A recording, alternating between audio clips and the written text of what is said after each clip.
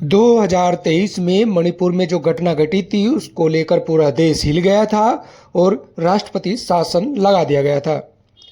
अब राष्ट्रपति शासन हटा दिया गया है, नए मुख्यमंत्री बनाए गए हैं। राष्ट्रीय हित सर्वोपरि संगठन ने यहाँ नए मुख्यमंत्री को पत्र जारी किया है कि जो 4 मुख्य मांगों को लेकर वो मिले हैं उन समस्याओं का समाधान जरूर करें, क्योंकि नए मुख्यमंत्री के लिए मणिपुर में कांटों भरा ताज है और इस ताज को और इस सीट को कांटे की जगह फूल बनाना होगा, तभी अच्छे मुख्यमंत्री कहलाए जाएंगे। राष्ट्रीय हित सर्वोपरि संगठन ने कहा कि 4 मुख्य मांगों को लेकर वो प्रेस कॉन्फ्रेंस कर रहे हैं। पहली मांग है कि मणिपुर में एनआरसी लागू हो। दूसरी मांग है कि नेशनल हाईवे खोला जाए। तीसरी मांग है कि 60,000 से अधिक जो लोग मणिपुर से गए हुए हैं वो वापस बुलाए जाएं। साथ ही जो घटना के दौरान लोग सहमे और डरे हुए हैं उनको वापस बुलाया जाए। इस तरीके की मांग राष्ट्रीय हित सर्वोपरि ने संगठन ने रखी है देश के प्रधानमंत्री के सामने, राष्ट्रपति के सामने और नए मुख्यमंत्री जो बने हैं उनके सामने। क्या कहते हैं आप भी सुने और अपनी मांगों को लेकर वो लगातार संघर्ष कर रहे हैं। मणिपुर की आवाज़ बनकर दिल्ली में उठा रहे हैं, जिससे मणिपुर की जो समस्याएं हैं वो लोगों तक पहुंचे। देश देखे कि लोग जो जिनके घर थे वो बेघर हो गए और जो हिंदुओं के मंदिर थे वो तोड़ दिए गए थे।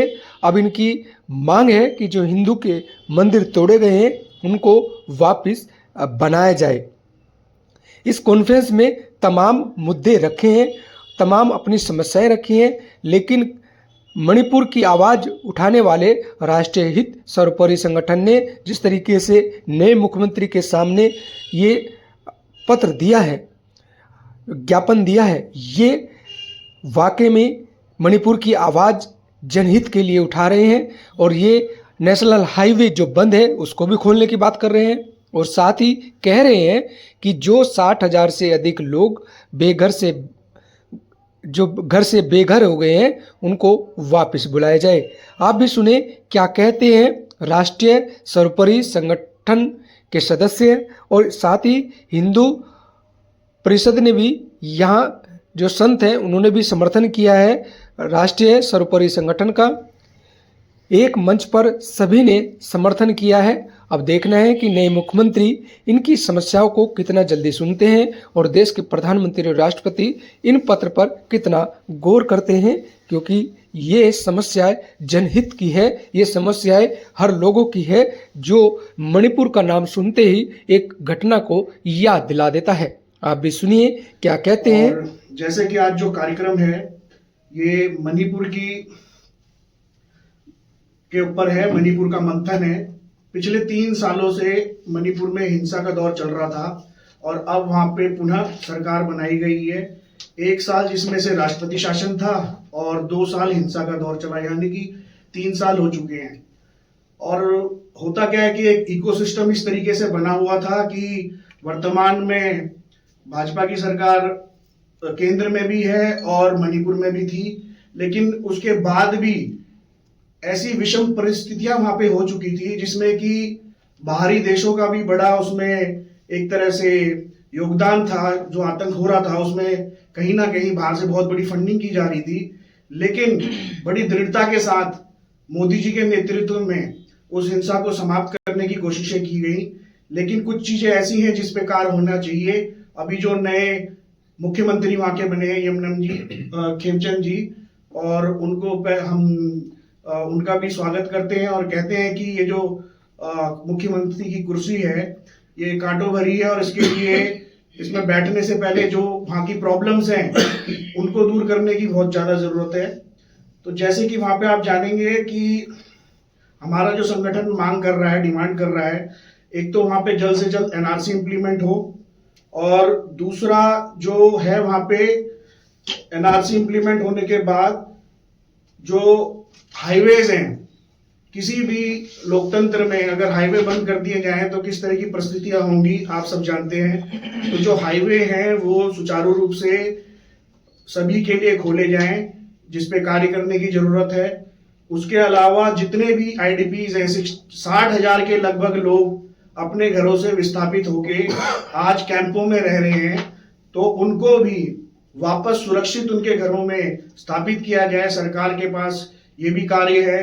तो वर्तमान में जो मुख्यमंत्री बने हैं उनके कंधों में बहुत भार है, ये सारी चीजें करनी है। उसके अलावा भारत सरकार जो हमारे मितई समुदाय है उनकी वर्षों से, जो कि वहाँ का इंडिजीनियस लोग हैं, उनको ट्राइबल स्टेटस की जो डिमांड है वो भी सरकार द्वारा देखी जानी चाहिए। तो आपके द्वारा, मीडिया के द्वारा हम चाहते हैं कि ये बात वहां तक पहुंचे, और इसके लिए आज ये प्रेस कॉन्फ्रेंस यहाँ पे रखी गई है। तो आपके जो भी सवाल वगैरह हैं वो आप पूछ सकते हैं।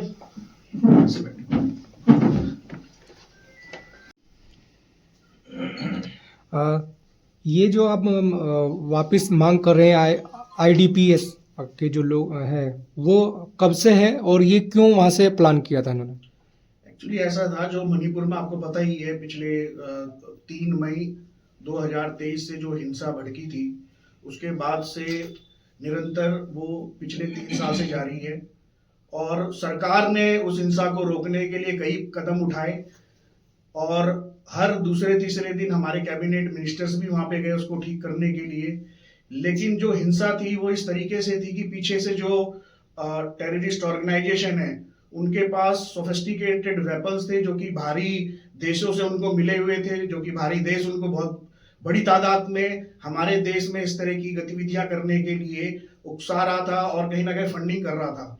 उनका एक मंसूबा है एक अलग देश बनाने का, जिसमें मणिपुर का कुछ भाग, मिजोरम का कुछ भाग, म्यांमार का कुछ भाग, इस तरह से बांग्लादेश, एक बड़ा देश वो बनाना चाहते थे इस तरह की गतिविधि करने के बाद।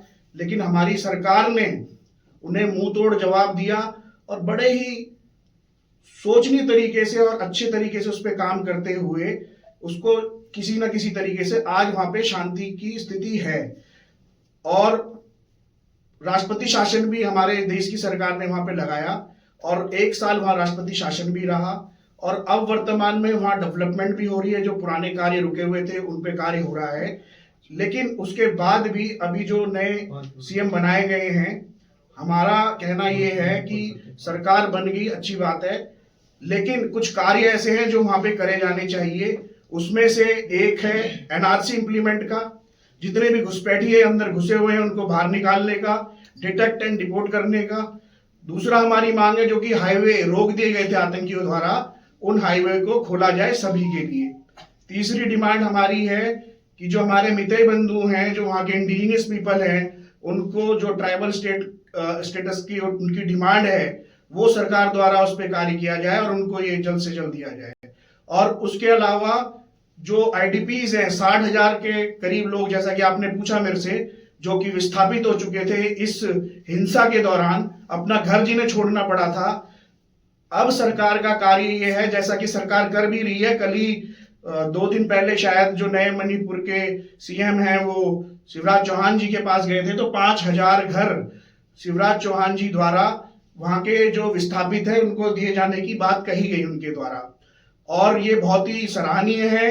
और जो भी 3 साल या 5 साल से वहां पे हो रहा है, ये आज के कार्यों द्वारा नहीं है, पिछले कई सालों से जो पिछली सरकारें थी, जिन्होंने की एक तरह से पूर्वोत्तर भारत को एक तरह से देखना ही बंद कर दिया था, और इस तरीके से कि जैसे हमारे देश का हिस्सा ही नहीं है। आज वहां कार्य हो रहे हैं विकास के, और निरंतर जारी है उस पर कार्य होना। तो आपके चैनल के माध्यम से हम यही कहना चाहते हैं कि हमारी ये बात वर्तमान सरकार तक पहुंचे वहां की, और इन पे जल्द से जल्द कार्य हो। और मणिपुर, जो कि मोदी जी द्वारा भी कहा जाता है कि सूर्योदय जो होता है वहीं से होता है, तो हमारा जो सूर्योदय का नॉर्थ ईस्ट का एक जो मणिपुर इनरिच्ड है कल्चर और हर तरीके से, तो उसमें दोबारा शांति स्थापित हो, इसी के लिए हमारा ये मणिपुर मंथन है। और जैसा कि आप देख रहे हैं, हमारे साथ योगी राजकुमार जी हैं, विनोद भारती जी हैं, खुलाना जी हैं, जो कि मणिपुर से ही हैं। उसके अलावा इंद्रजीत जी हैं जो कि वहीं से कल्चरल डिपार्टमेंट में कार्यरत हैं और सामाजिक कार्य भी करते रहते हैं। हमारे बीच में दारा सेना के जैन साहब भी हैं। तो इस तरीके से सब हम इस कार्य पे लगे हुए हैं और हमारा संगठन निरंतर 3-4 साल से आवाज उठा रहा है इस विषय पे। तो आगे मैं कहूंगा कि जी स्वामी जी भी, क्योंकि बिना संतों के आशीर्वाद के कोई कार्य नहीं होता, तो स्वामी जी से मैं कहूंगा कि वो भी 2 शब्द बोले।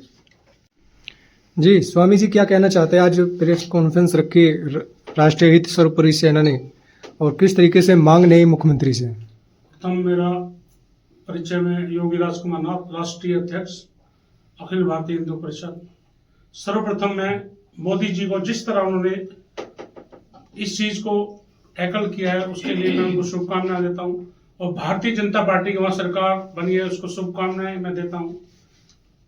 मैं ये उम्मीद करता हूं कि वहां पर शांति और सभी का साथ विकास होगा।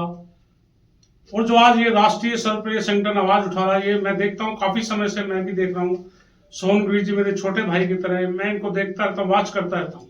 मैं हिंदुत्व का प्रचारक हूँ, पूरे भारतवर्ष में प्रचार प्रसार के लिए हूँ। तो जिस तरह ये आवाज उठा रहे हैं, इनको अप्रिशिएट करता हूँ और मैं मंगल शुभकामनाएं देता हूँ इनको। इनकी आवाज, इनकी मांग को पूरा किया जाए और उनकी सुनवाई हो, इसी शुभकामनाएं के साथ मैं मीडिया कर्मियों को भी एक शुभ मंगल आशीर्वाद देना चाहता हूँ। आज राष्ट्रहित सर्वोपरि संगठन के द्वारा जो मणिपुर के लिए कार्य किया जा रहा है, वह कार्य हमारे राष्ट्रीय अध्यक्ष, संस्थापक राष्ट्रीय अध्यक्ष सोहनगिरी जी के द्वारा जो कार्य हो रहा है उसका हम बहुत सराहना कर रहे हैं, और इस कार्य के लिए हम उनके साथ कंधे से कंधे मिलाकर चलने को भी तैयार है। इसी के साथ हम सभी को ओम नमो नारायण। हमारे बीच में आप सभी को बहुत बहुत शुभकामनाएं। इस काम की शुरुआत पूर्वोत्तर को लेके, अब नॉर्थ ईस्ट को हम लोग पूर्वोत्तर भारत भी बोला जाता है, और हम सब पूर्वोत्तर अपने आप में पूरा भारत के लिए खूबसूरत माना जाता है। वहाँ से सूर्य उदय होता है, जो 4 बजे सुबह सूरज निकल आ जाता है। वहाँ आप लोग कभी जाइएगा तो महसूस करेंगे। उसको लेके वहाँ की सुंदरता, वहाँ की शांति भावना रखे, इसीलिए यहाँ कामना किया जा रहा है हम सब मिलके। और ये संगठन बहुत बहुत शुभकामनाएं मैं अपनी तरफ से देती हूँ, और भी कार्य करते रहे। मगर नई सरकार अभी बनी है, अभी हफ्ते 10 दिन ही हुआ है अभी बने हैं, मगर उम्मीद करते हैं कि ये सरकार चले। अभी चुनाव आने वाला है 11 महीने की बाद, और उस चुनाव में भी अपना संगठन ही जो अभी जो सरकार बने हैं बीजेपी और मोदी जी की नज़र की जो उसमें मार्गदर्शन के द्वारा सरकार बन रही है, उसको आगे बढ़े, यही चाहते हैं। क्योंकि ये राष्ट्रीय हित की बात यहाँ हो रही है, तो राष्ट्रीय हित जो ये है कि अपना जो धर्म कर्म बची रहे, वहाँ राष्ट्र है। समाज के अंदर एक समाज को मिटाने के लिए कहाँ से पहले शुरुआत किया जाता है, वहाँ की जो धर्म कर्म को खत्म करने से समाज अपने आप ही खत्म हो जाती है। वहाँ की अपने माता पिता पूर्वजों की कहानियां सारे जितने भी जो है वो उसको बचाने के यहाँ हम लोग मिलके चर्चा भी हो रही है। वही उस किस्म से जो अपने पूर्वोत्तर के लिए भला हो, इसकी चर्चा यहाँ हो रही है, मैं उसको सपोर्ट करती हूँ। सोहनगिरी जी ने ये बहुत अच्छा कदम उठाया है कि मणिपुर को लेकर दिल्ली के संगठन सभी चिंता कर रहे हैं। ये मणिपुर की समस्या तो है ही, एक एक करके जो पूर्वोत्तर के नागालैंड हो, मिजोरम हो, इन सब प्रदेशों को ईसाई बनाया जा रहा है। और अभी मणिपुर को भी, जैसे सोहनगिरी जी ने बताया है, कि एक अलग ईसाई देश बनाने की साजिश चल रही है, चटगांव मिलाकर। और अमेरिका ने जो शेख हसीना थी उससे यही मांग की थी कि तुम हमें सेंट मार्टिन द्वीप और इन सबको मिलाकर एक अलग ईसाई देश बनाने के लिए आगे बढ़ो। उसने मना कर दिया, तभी उसकी सत्ता गिराई गई है। अभी हाल ही में जो मणिपुर में घटना हुई है, उसका सबसे दुखद पहलू यह है कि जो जितने पहाड़ी इलाके थे वहां सारे मंदिर तोड़ दिए गए। वहां जितने मैते हिंदुओं का मतलब पूरा नामो निशान मिटाकर केवल मणिपुर के इम्फाल घाटी में ही हिंदू शेष रह गया, बाकी सब जगह से हिंदुओं का इन्होंने पूरा विनाश कर दिया है। और मेरा यही कहना है कि जब तक ईसाइयत इस इलाके में है तब तक यह शांति नहीं रहेगी। मणिपुर के राजा ने विलय शर्तों के साथ किया था और मणिपुर की संस्कृति को अक्षुण्ण बनाने के लिए वहां हिंदुत्व को प्रभावशाली ढंग से बढ़ाना, विकसित करना, वहां के मंदिरों की रक्षा करना, ये सरकार का ही नहीं हम सबका दायित्व है और इस दायित्व में हमको कभी भी पीछे नहीं हटना चाहिए। मणिपुर भगवान श्री कृष्ण से जुड़ी है, रुक्मणी वहीं की बताई जाती हैं। तो मेरा यही कहना है कि जब तक, देखिए मैंने एक किताब भी लिखी है, इसका नाम है यीशु में शैतान है।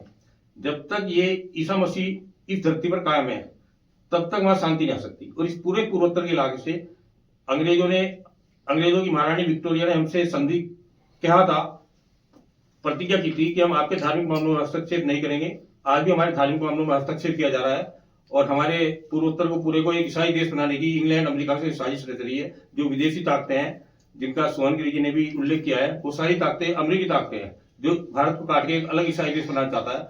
मेरा यही कहना है सभी मणिपुर वासियों से, अपने धर्म की रक्षा करो और ईसाइयत नाम के इस धर्म का पूरी तरह से विनाश करो। ईसा मसीह के अंदर यरूशलेम के महान राजा ने शैतान पाकर ही उसको मृत्युदंड की सजा दी थी। नए मुख्यमंत्री जो बने हैं उनसे क्या मांग है आपकी?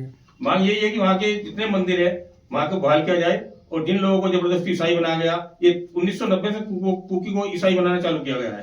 पहले घर में आग लगाई जाती है, फिर उनको ईसाई बनाया जाता है। ये मतलब एक अधर्म चल रहा है और मेरा यही कहना है कि वहाँ पूरा मणिपुर को पूरा हिंदुत्व के तरफ अग्रसर किया जाए। जितने भी लोग मंदिर तोड़े गए उन सबको दोबारा बनाया जाए और मैतेई जो हिंदू पहाड़ी क्षेत्रों में थे उन सबको वहां पर बहाल किया जाए।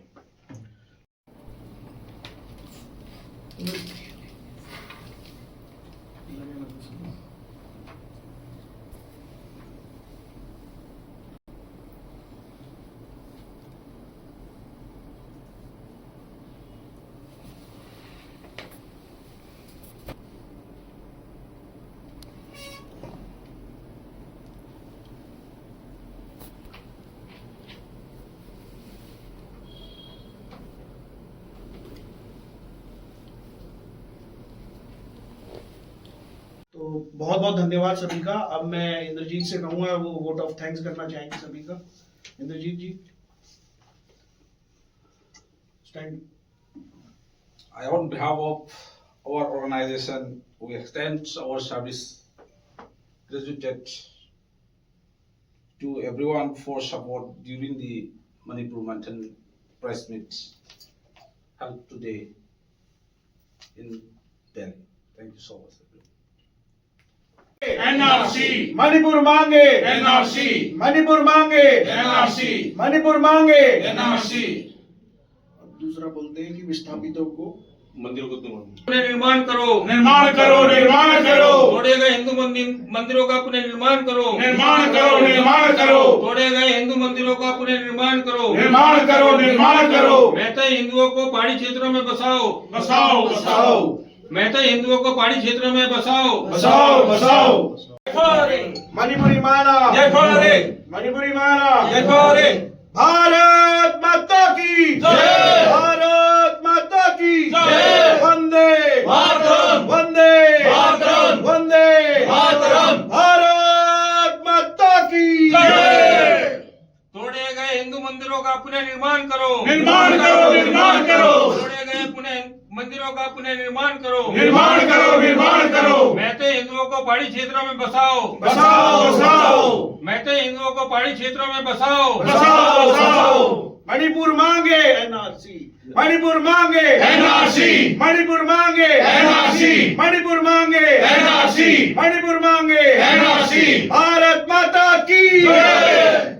मणिपुरी माना, जय भोले, भारत माता की जय।